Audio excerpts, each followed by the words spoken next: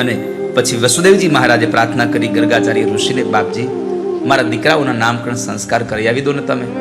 એટલે વસુદેવજી મહારાજની પ્રાર્થનાને લઈ અને ગર્ગાચાર્ય મહારાજ ગોકુળમાં આવે અને ગોકુળમાં આવી નંદ બાબાના ઘરે આવ્યા છે.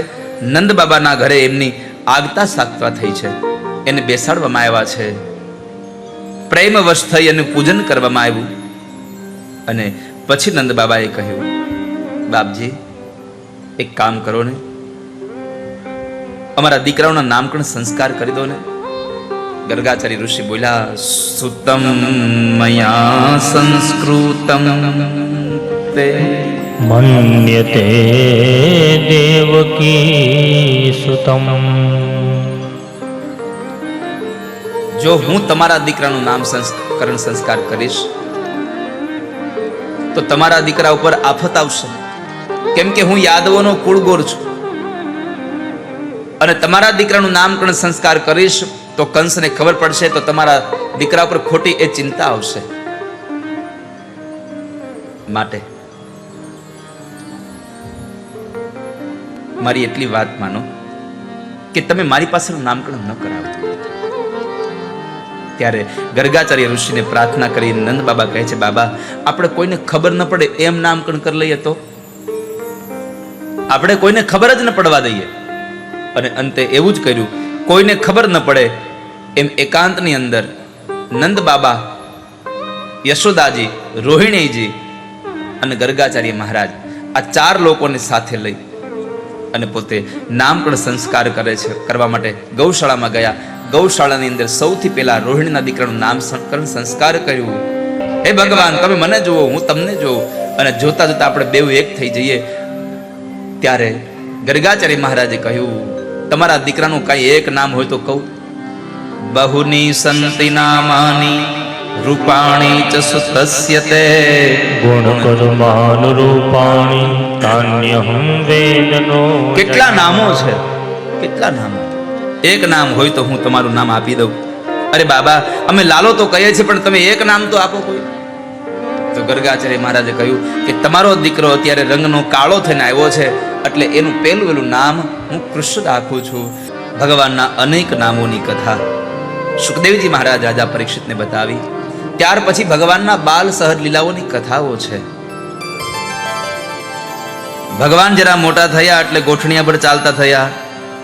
અને પછી પરમાત્મા જ્યારે આંગણામાં રમવા લાગ્યા છે,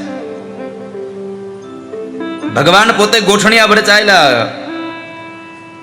કાલેન વ્રજતાલ્પેન ગોકુલે રામ કેશવો જાનોભ્યામ સહ પાણિભ્યામ રિંગમાણો વિજરતો.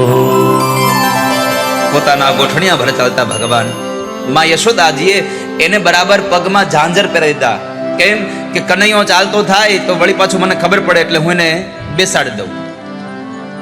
ગાયો પાસે પહોંચી ન જાય, કોઈ આગ પાસે પહોંચી ન જાય, એટલા માટે માએ એને ઝાંઝર પહેરાવ્યા. પછી તો ભગવાન શેરીઓમાં રમવા ગયા. અને ત્યાં આગળ ભગવાન જ્યારે પોતાના મિત્રો સાથે હતા, ભગવાનના શ્રીદામા, સ્તોક, મધુમંગલ અનેક મિત્રો હતા. અને એ મિત્રોની ટોળીમાં એક હતો મનસુખો. મનસુખાને ભગવાને કીધું કે એલા તું થોડું ખાને, કેમ આટલો બધો પતલો છો હાવ? તો મનસુખો કહે છે કે અમારા ઘરમાં દુજાણું નથી. તો ભગવાન કહે પડોશી ત્યાંથી માગીને લઈ આવવાનું.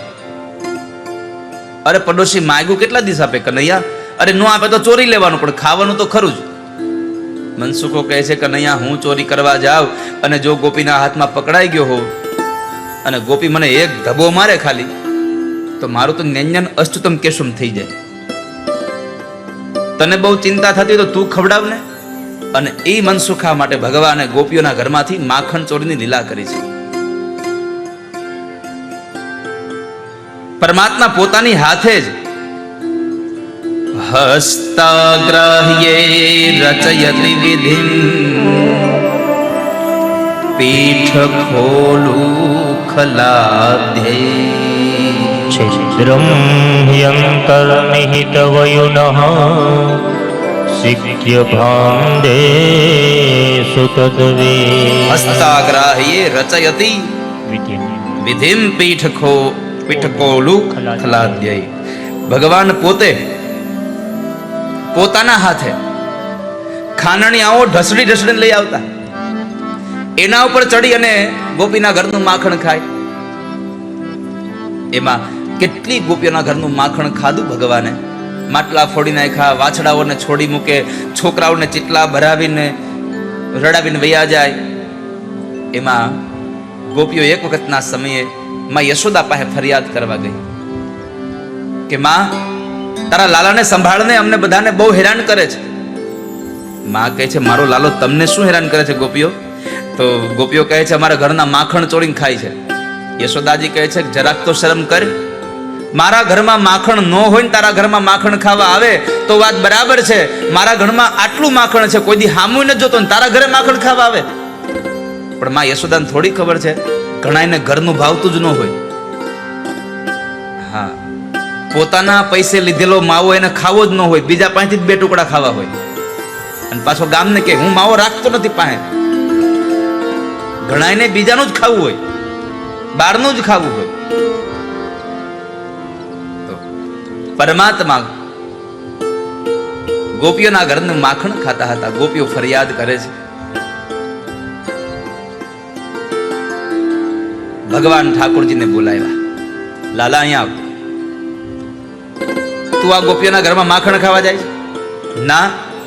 તો આ ગોપીઓ કહે છે, એ તો એનો છોકરો તમને ખવડાવે છે, અમે ક્યાં ખાવા જઈએ છીએ? એનો છોકરો તમને ખવડાવે છે. તો વળી યશોદાજી બધી વાતને મઠારીને કહ્યું કે અરે બેન, ગોપીઓ, આ ક્યાં કોઈ બહારના છોકરા છે? આ છોકરાઓ આપણા જ ઘરના છે ને, ભલે ને ખાઈ જાય, શું ફેર પડે?